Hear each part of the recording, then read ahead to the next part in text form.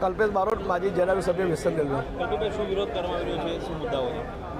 સુરત શહેરમાં 80 લાખની વસ્તી છે, એમાં 20 થી 25 લાખ કરતાં વધુ વસ્તી ઉત્તર ભારતીય સમાજની છે.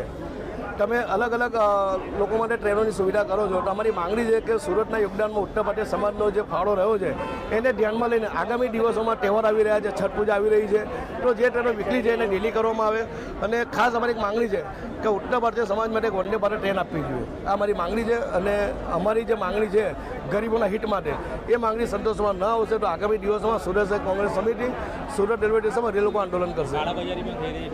કાળાબજારી પણ થાય છે. 6 મહિના પહેલાં જ્યારે બુકિંગ ખુલે છે ત્યારે શ્રમિક લોકો ટિકિટ બુક કરાવે છે, પરંતુ જે પૈસાપાત્ર લોકો છે, જે લોકોના અધિકારી સાથે સારા સંબંધો છે, સાઠગાંઠ છે, એ લોકો ટિકિટ વીઆઈપી કરાવી લે છે.